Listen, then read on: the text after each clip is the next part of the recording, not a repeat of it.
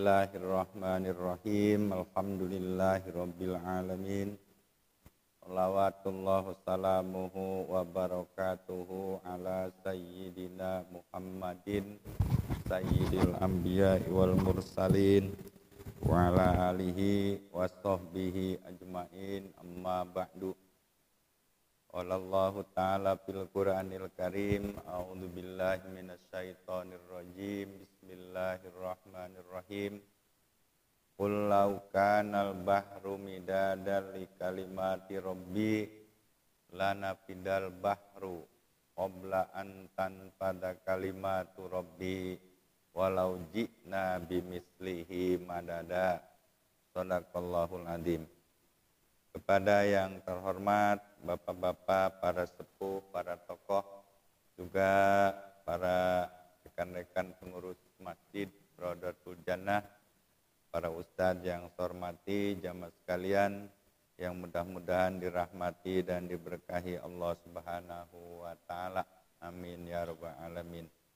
Terlebih dahulu mari sama-sama kita haturkan puji syukur kehadirat Allah Subhanahu wa taala atas karunia yang terlimpah pada kita, barokah nantiasa juga terlimpah pada kita. Alhamdulillah di hari ini kita bisa datang kembali untuk kita sholat maghrib berjamaah, kemudian kita juga wirid berjamaah.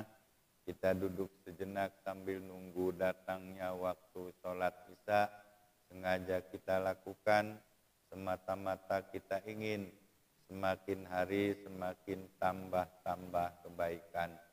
Semoga apa yang kita lakukan ini menjadi tambahan catatan amal soleh kita masing-masing. Amin ya rabbal alamin. Salawat salam semoga Allah senantiasa limpahkan pada Nabi kita Muhammad sallallahu alaihi wasallam. Jamaah sekalian yang saya hormati, setelah kita mengenal tentang sholat fardu yang 5 waktu. Kita kenal, kalau ditanya orang berapa kali kewajiban kita melaksanakan sholat fardu, itu pasti jawabannya 5 kan? Zuhur, asar, maghrib, isya, subuh. Itu kewajiban, namanya fardu. Dan sholat itu merupakan ibadah paling pokok di dalam agama Islam yang kita cintai ini. Nah, setelah kita mengenal sholat fardu, kan, kita juga harus mengenal sholat sunat. Sholat sunat. Dari kefarduan itu, karena setiap ada fardu ada sunat, ada fardu ada sunat. Misalnya zakat, fardu, kan, wajib, sunatnya sodakohnya. Puasa wajib, ada puasa sunat. Sholat juga begitu, ada sholat fardu, ada sholat sunat. Nah, oleh karena itu jamaah sekalian, pada pengajian ini kembali ingin saya jelaskan mengenai atau tentang sholat sunat rawatib. Nah. Bismillahirrahmanirrahim. Qala Syekhul Mu'allif wa nafa'ana bi ulumihi, amin ya rabbal alamin. Wastunanut tabi'atu lil faraidi wa yu'abbaru anha aidan bis sunatir ratibah wa hiya sab'ata asyara rakaatan. Adapun sholat sunat at-tabi'atu yang mengikuti lil faraidi kepada sholat fardu, payu abaru dan dibahasakan dari tabi'ah itu bis sunatir rawatibah, sholat sunat rawatib. Nah, sholat sunat rawatib itu sholat sunat yang mengikut dengan sholat fardu. Nah, yang mengikut kepada sholat sunat fardu atau yang kita sebut sunat qobliyah dan ba'diyah begitu. Jadi kesimpulannya adapun sholat-sholat sunat yang mengikuti dengan fardu atau yang disebut sholat yang termasuk kepada qobliyah dan ba'diyah, itu semuanya sebenarnya sab'ata asyara rakaatan, 17 rakaat. 17 rakaat. Buat apa sholat sunat? Sholat sunat itu sebenarnya untuk nambalin. Nanti katanya Bapak sekalian, nanti di yaumul hisab Allah periksa tentang ibadah-ibadah wajib. Periksa puasa wajib. Periksa puasa sholat fardu, sholat wajib. Nah, kalau saja ditemukan kurang, misalnya gini, malaikat lapor, ya Allah, ini nilai sholat fardunya jelek banget. Wah, kok jelek banget? Kalau bahasa kita kira-kira begitu.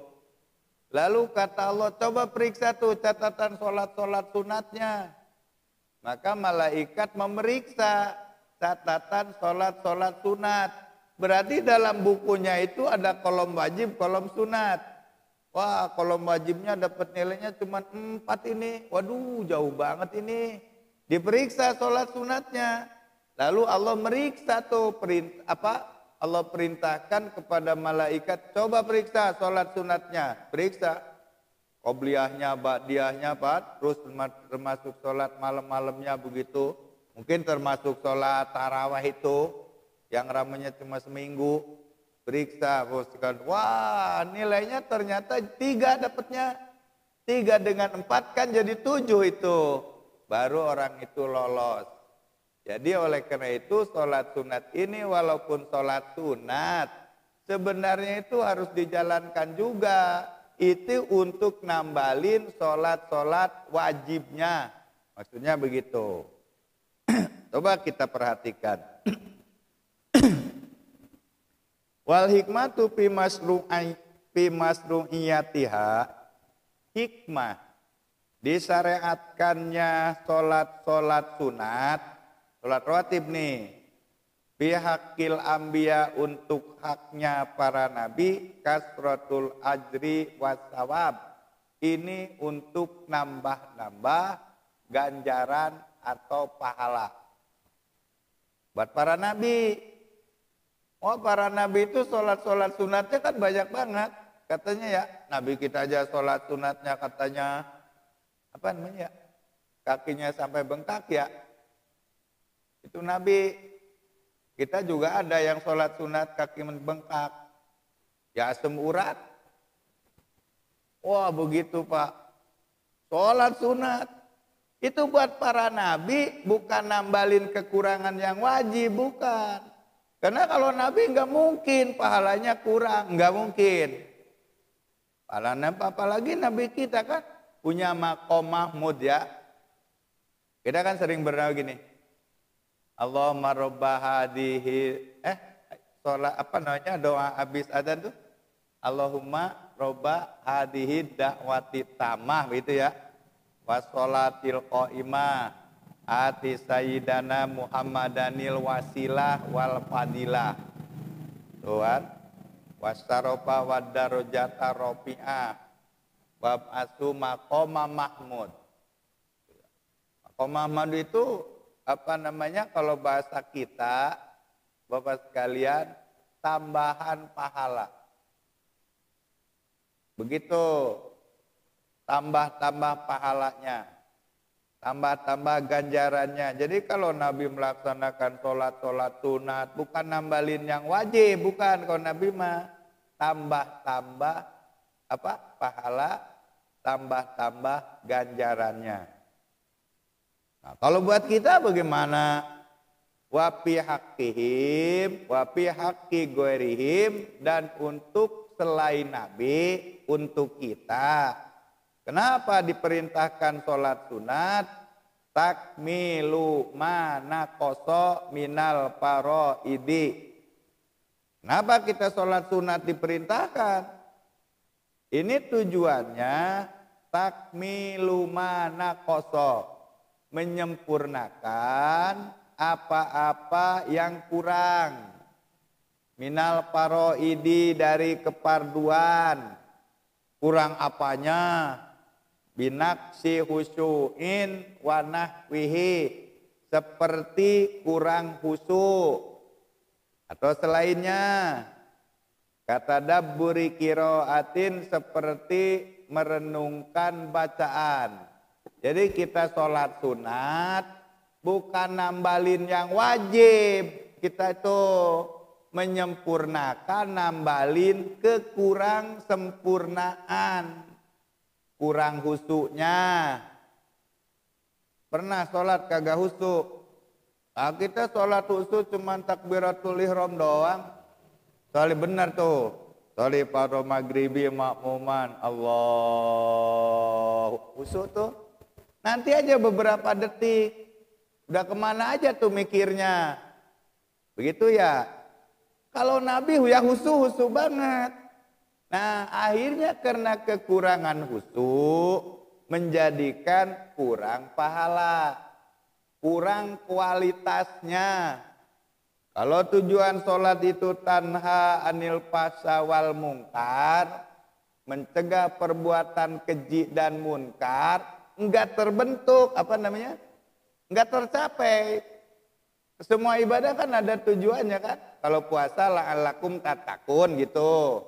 Kalau zakat apa zakat itu? Untuk menyempurnakan, zakat itu kan untuk membersihkan hartamu. Kalau sholat tujuannya apa? Tanha anil fahsya wal munkar. Tujuan sholat, ini kan sholat nih, ada tujuan itu. Tujuan sholat itu untuk mencegah perbuatan keji dan munkar. Kenapa orang sholat marajin kok masih keji-keji juga, masih munkar-munkar juga? Apa sholatnya berhenti? Enggak, bukan sholatnya harus berhenti. Tapi yang harus diperhatikan pelaksanaan di dalam sholat itu.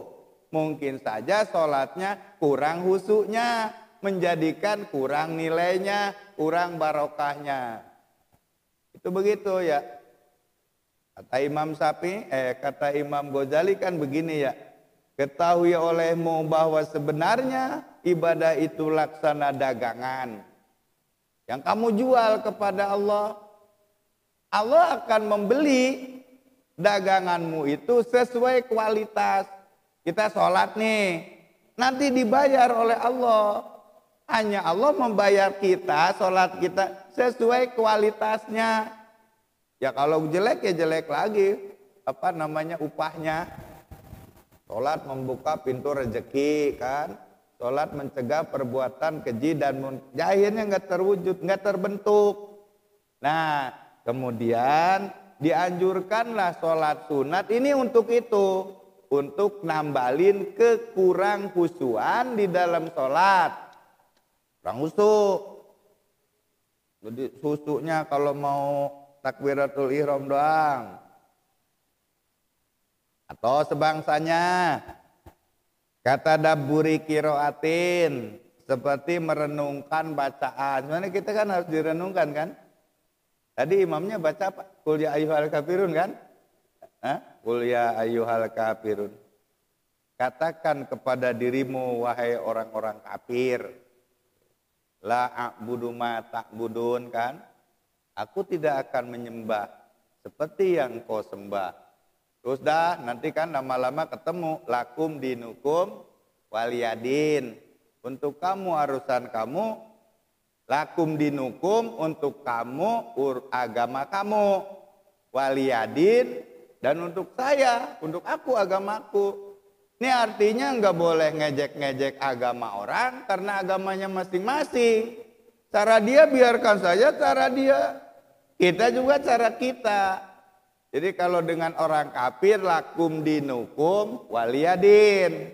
Silakan kamu ibadah seperti kamu. Tapi saya juga akan ibadah seperti saya. Pada orang kafir. Kalau sesama muslim, lana a'maluna walakum a'malukum. Inilah seperti saya, silakan kamu seperti kamu. Kan beda-beda. Ada orang yang tahlil, ada yang enggak kan? Sampai ada yang kunut, ada yang kagak. Ada yang kakinya apa? Jengkang ya. Ada yang rapat, udah masing-masing aja. Jangan saling ejek di dalam pengamalan ajaran agama. Begitu. Harus direnungkan. Nah, ketika seharusnya kita merenungkan bacaan yang dibaca oleh imam, enggak direnungkan. Kenapa? Sebab ngelamun. Inilah akhirnya kurang lagi dah pahalanya. Nah, jadi sholat sunat itu tujuannya untuk menyempurnakan kekurangan-kekurangan dari dari keparduan, seperti kurangnya khusyuk atau kurang merenungkan bacaan yang dibaca, baik dibaca oleh imamnya atau dibaca oleh diri kita sendiri. Fala taqumu maqamal fardhi, maka sholat sunat ini tidak berdiri seperti kedudukan fardu. Artinya sholat sunat bukan akan menggantikan fardu, bukan, nggak bisa begini. Udah begini aja dah, nggak apa-apa. Tadi kan sholat duhur kagak sholat, udah nggak usah dikodoin. Yang penting kita banyak sholat sunat. Salah, bukan begitu. Sholat sunat nggak bisa ngeganti yang wajib, nggak bisa. Jelas nggak ya? Nggak bisa ngeganti yang wajib. Masa sholat sunat bisa ngeganti yang wajib? Contoh begini Pak. Aus mulu ya. Walaupun dia banyak berulang-ulang kali umroh kan, tetap aja kagak bisa menggantikan haji. Hukumnya haji kan wajib. Saya mah nggak mau haji repot banget. Mana di sononya lama, mana berdesakan, mendingan umroh aja. Ayo aja berulang-ulang kali umroh. Umroh kan sunat. Sedangkan melaksanakan haji kan wajib. Walaupun ini berulang-ulang kali umroh, kagak bisa tuh menggugurkan kewajiban haji. Walaupun dia banyak sholat sunat, nggak bisa menggugurkan kewajiban sholat fardu. Jadi sunat ini bukan untuk mengganti fardu, bukan. Tapi sholat sunat ini untuk nambal kekurangan-kekurangan di dalam sholat fardu. Begitu. Jelas ya? Takmilu ma naqasa, menyempurnakan apa-apa yang kurang. Nih, jumlahnya makanya sama kan ada 17. Kalau saja kita diwajibkan 1 hari 1 malam, wajibnya kita sholat fardu 17, sholat sunatnya 17 juga kan. Ini setiap 1 fardu di backing oleh 1 sholat sunat. Satu rakaat kan, 17 rakaat sholat fardu. Sholat sunatnya 17 juga. Setiap 1 fardu kan di backing oleh 1 itu. Mungkin jelaslah Bapak sekalian. Ini dihitung ada 17. Maka dijalanin. Jangan berkata seperti dasaran sunat. Jangan. Kalau orang nggak mau melaksanakan sholat sunat, itu lama-lama tekor. Itu sama dengan tukang dagang. Itu kan? Sama dengan tukang dagang. Yang dipakai modalnya melulu, punya untung 10.000, jajannya habis 50.000, lah dagang itu lama-lama tekor tuh modalnya, bangkrut tuh lama-lama. Nah sholat sunat tuh begitu ya, jelaslah. Maka harus belajar kita melaksanakan sholat sunat. Berat sholat sunat itu, berat sholat sunat, harus belajar aja. Apa yang 17 itu? Rokaatal fajri. Pertama, 2 rakaat sholat sunat fajar. Ini ulama juga berapa pendapat ini? Ada yang mengatakan sholat sunat 2 rakaat fajar, sholat sunat sebelum datangnya waktu sholat subuh. Tapi ada juga yang mengatakan bahwa yang disebut sholat sunat fajar, 2 rakaat sholat fajar adalah sholat sunat qobliyah subuh lagi. Jadi ada yang mengatakan sholat sunat fajar itu bukan sholat sunat qobliyah subuh, tapi sholat sunat sebelum datangnya waktu sholat subuh. Kalau sholat subuhnya 4:30, jam 4 tuh sholat sunat fajarnya. Pokoknya sebelum azan lah. Tapi ada yang mengatakan bahwa bukan begitu. Namanya sholat sunat fajar itu bahasa lain dari sholat sunat qobliyah subuh. 2 rakaat. Katakanlah kalau gampangnya sholat sunat 2 rakaat sebelum sholat subuh. Jelas ya? 2 rakaat. Ini ranking tertinggi ini. Karena ini berat. Jadi sholat sunat yang berat, ini menurut para ulama ini mah. Pertama sholat sunat witir. Berat itu. Padahal witir 1 rakaat boleh. Nanti Bapak dia apa namanya? Ba'diyah Isya 2, witirnya 1 aja. Tapi berat sholat sunat witir. Kita mah mau melaksanakan sholat sunat witir kalau bulan puasa doang ya. Kalau bulan puasa doang itu pun kalau taraweh. Kalau tarawehnya pre, sholat witirnya pre juga, berat. 1 sholat sunat witir, kedua sholat sunat qobliyah subuh, itu berat. Makanya di sini ini urutan tertinggi, urutan pertama adalah sholat sunat 2 rakaat fajar. Nah, terserah Bapak mau mengartikan sholat sunat fajar itu sebelum subuh atau mau disebut apa namanya qobliyah subuh, terserahlah. Orang ulama juga ada beberapa penafsiran. Ini hebat Pak, sholat sunat fajar. Dan bahkan dikatakan oleh Nabi SAW, rok'atal fajri khairun minad dunya wa ma fiha. 2 rakaat sholat sunat fajar khairun itu lebih baik minad dunya dari alam dunia wa ma fiha dan apa saja yang ada di alam dunia. Artinya sholat sunat 2 rakaat fajar itu lebih tinggi nilainya dibanding alam dunia ini dan seisinya. Bapak punya rumah, punya mobil, punya motor, kan? Punya tanah, punya sawah, punya duit, aduh nggak ada apa-apanya itu. Hebatan sholat sunat 2 rakaat fajar itu begitu. Ini khairun lebih baik. Ada lagi yang mengartikan begini Pak. Rok'atal fajri, sholat sunat 2 rakaat fajar, khairun akan tambah baiknya. Kalau tadi kan lebih baik bahasanya, yang kedua bukan lebih baik. Ada juga yang itu ulama juga.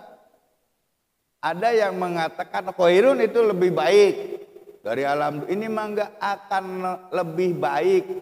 Tadi lebih baik, ini mah tambah baik. Ini Pak, kita punya mobil, punya rumah, kan? Misalnya nih ya, punya motor, punya sawah, punya harta, punya apa-apa kan, gitu kita nih, itu baik itu.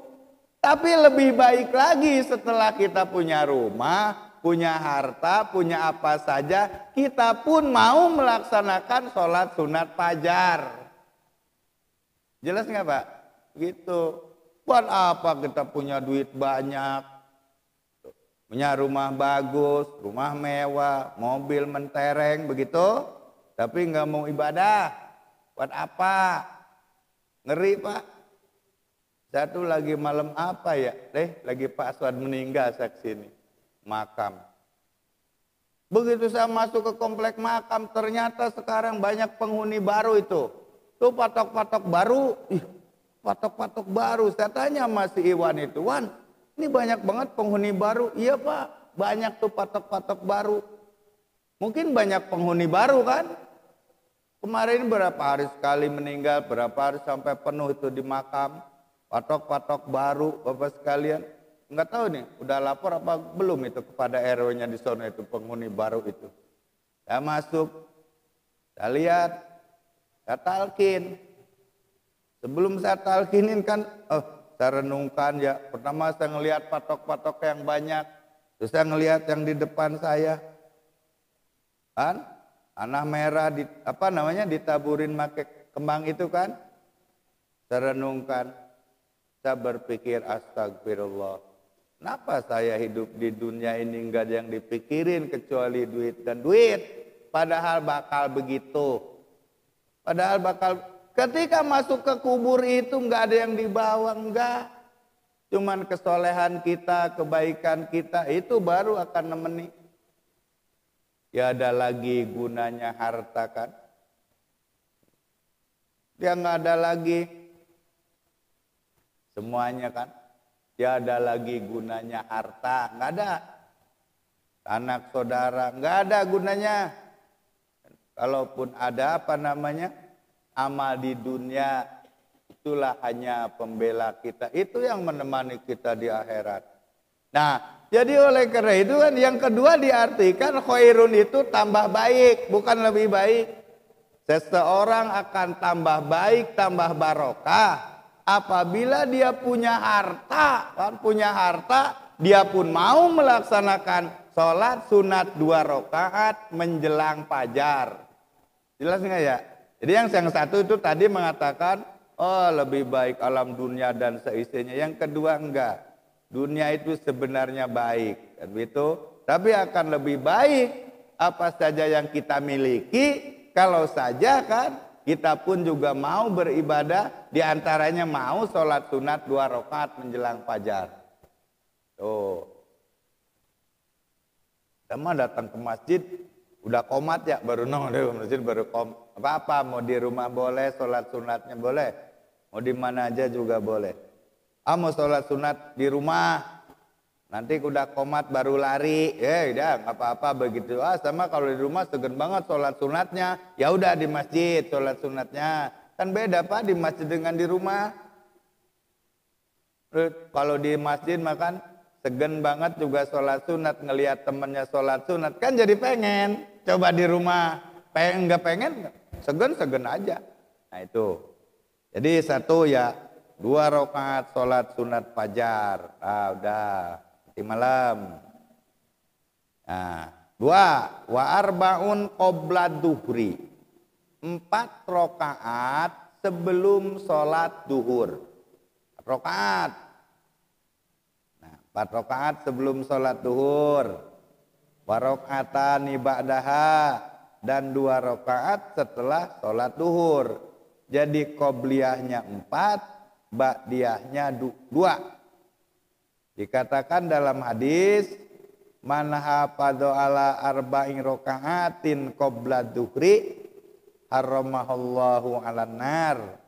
Siapa orang yang bisa menjaga sholat sunat 4 rakaat ba'da duhur, sebelum duhur, maka Allah akan haramkan jasadnya dari api neraka. Haramkan maksudnya Allah akan jagalah, Allah akan bentengi jasadnya tidak tersentuh api neraka.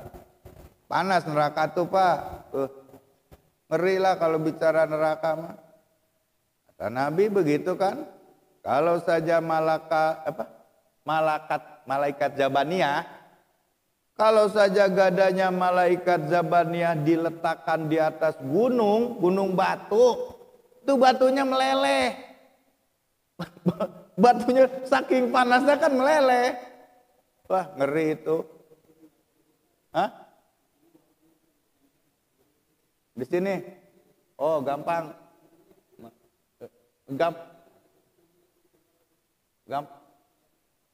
Bisa nanti tambahin satu menit lah. Bisa. Ya gampang lah kalau waktu mah. Pokoknya harus mau aja. Harus dipaksa ibadah itu. Manusia itu berat sebenarnya ibadah. Beratnya manusia satu nafsu ya. Kita tuh punya nafsu kambing, punya nafsu kebo, ini berat. Berat itu. Yang kedua, jasad manusia ini kan tercipta dari unsur tanah. Tanah kan berat. Oh, tanah tuh kalau nggak mau digusur nggak mau pindah itu. Padahal kita harus bisa. Oh, itu berat. Maka nggak ada cara kecuali harus memaksakan dirinya. Namanya jihad. Memaksakan dirinya. Nah, nanti kalau udah terbiasa baru terasa ringan. Nah, ya 4 rakaat sebelum dur Allah haramkan. Jasanya dari api neraka. Wal Jum'atu kaduri. Bagaimana kalau Jumat? Kan begitu? Apakah ada sholat sunat kubliyah Jumat? Sebenarnya ada. Wal Jum'atu, dan Jumat itu kaduhri seperti sholat duhur. Bima yusannulaha, dalam apa saja yang disunatkan di dalam sholat Jumat. Payusannu qoblaha arba'an wa ba'dah arba'an. Sholat sunat 4 rakaat sebelum Jumat dan 4 rakaat setelah Jumat. Li khabari Muslimin, karena ada hadis yang diriwayatkan oleh Imam Muslim. Idza shalla ahadukumul Jum'at, apabila salah seorang kamu melaksanakan sholat Jumat, fal yusolli qoblaha arba'an, sholat sunatlah sebelum Jumat 4 rakaat, wa ba'daha, dan setelah Jumat arba'an 4 rakaat juga. Ya. Nah, Jumat Jumat seperti duhur. Kenapa Jumat seperti duhur? Sebab sholat Jumat itu pengganti dari duhur. Sholat Jumat pengganti dari duhur. Kita habis sholat Jumat duhur lagi enggak? Enggak kan? Pengganti dari duhur. Tapi Imam Syafi'i mah enggak begitu ya. Kata Imam Syafi'i enggak, Jumat duhur. Tapi murid Imam Syafi'i enggak. Sholat sunat sholat Jumat pengganti dari sholat duhur. Ini yang secara umum lah. Jadi sholat Jumat pengganti dari sholat duhur. Makanya habis sholat Jumat enggak sholat duhur. Karena pengganti dari sholat duhur. Kalau duhur ada qobliyah, berarti Jumat juga ada qobliyah juga. Jelas nggak ya? Adik kita ada yang kagak mau sholat qobliyah ya? Qobliyah Jumat. Ada yang nggak qobliyah Jumat. Nah, kalau kita melihat ada orang yang enggak sholat sunat qobliyah Jumat, pakai dalil yang tadi, lana a'maluna walakum a'malukum, gitu. Ribut masalah qoblah Jumat ya. Dulu saya pernah sholat Jumat di sono, di Bogor. Wah, itu makmumnya tuh rupa-rupa. Kalau di kita kan mayoritas sholat sunat ya, qoblah Jumat. Sono, udah rupa-rupa. Campur-campur. Ustadznya ngamuk lagi. Wah, kalau begini mah kagak beres ini, begitu. Pokoknya besok harus sholat qoblah Jumat, begitu buat sekalian. Nah, saya jelaskan di dalam pengajian ini madhab Syafi'i ini ya. Madhab Syafi'i mengatakan sholat sunat qobliyah Jumat itu sama dengan sholat sunat qobliyah duhur. Jadi sholat sunat qoblah duhur ada, berarti qoblah Jumat juga ada. Kan gitu Bapak sekalian. Ini sama 4 rakaat ya. Nanti setelah Jumat 4 rakaat juga. Makanya habis sholat Jumat jangan pada lari. Yang bagus mah begini Pak. Hari Jumat ya. Habis sholat Jumat tuh sholat sunat lah. Ini mah semua. Nanti kalau mau akadnya bukan 2 rakaat. Sholat sunat dulu habis sholat Jumat tuh. Sholat sunat berdoa. Ya Allah, gitu. Berilah saya kemudahan, berilah saya hidayah, beri saya jiwa istiqomah, agar saya bisa menjalankan syariat dengan sebaik-baiknya. Berkahilah perjalanan saya. Hari ini saya mau berangkat ke Bogor untuk nyari nafkah. Berkahilah ya Allah. Begitu, ini coba berhenti Jumat. Pan pada nyumpal tuh di situ di pintu ya. Padahal kalau dia nyumpal di situ, di sini, daripada tuh nyumpal di situ, sholat sunat aja 2 rakaat daripada ngantri di situ kan. Ini Bapak sekalian, tadi yang saya katakan, wah sholat sunat itu adalah berat. Nah, tapi tetap bukan berarti kita nggak bisa, harus memaksakan dirinya. 4 rakaat ya. Jadi 4 rakaat qobla duhur, 2 rakaat ya. Wa rakaatani ba'daha, 2 rakaat setelah duhur. Saya ulang nih, jumlahnya 17. 2 rakaat fajar, 4 rakaat qobla duhur. Jadi 6 ya. 2 rakaat setelah duhur. Jadi 8 ya. Tinggal 9 lagi dah. Nanti pada pengajian yang akan datang, Bapak sekalian. Ini ya. Ya mudah-mudahan ya walaupun berat, sekalipun berat kan, ya semoga Allah berikan keringanan kepada kita agar kita bisa meningkatkan ibadah-ibadah kita, baik yang wajib ataupun yang sunatnya. Amin ya rabbal alamin. Saja mudah-mudahan kita bisa ngaji lagi pada pengajian yang akan datang. Kita baca Fatihah ya, semoga wabah yang sampai sekarang kan masih ada di negeri kita dan termasuk kampung kita. Kampung kita sebenarnya udah bagus Pak, udah bagus. Beda dengan 2 minggu yang lalu. Ya kita selalu berdoa semoga Allah senantiasa melindungi kampung kita, warga kita yang sakit semoga segera diberi kesembuhan oleh Allah Subhanahu wa taala, dan yang meninggal semoga dia mendapatkan surga atau husnul khotimah. Al-Fatihah. A'udzubillahi minasyaitonirrajim. Bismillahirrahmanirrahim. Alhamdulillahirabbil alamin arrahmanirrahim. Iyyaka na'budu wa iyyaka nasta'in. Ihdinas siratal mustaqim. Siratal ladzina an'amta 'alaihim ghairil maghdubi 'alaihim waladdallin. Allahumma hdina bihudak waj'alna mimma yusari'u fi ridhaq wa la tuwallina waliyan siwak wa la taj'alna mimman khalafa amraka wa asaq. Wasbunallahu ni'mal wakil, la haula wa la quwwata illa billahil aliyyil azim. Sallallahu ala sayyidina Muhammadin wa ala alihi washabihi ajmain. Walhamdulillahi rabbil alamin. Assalamualaikum warahmatullahi wabarakatuh.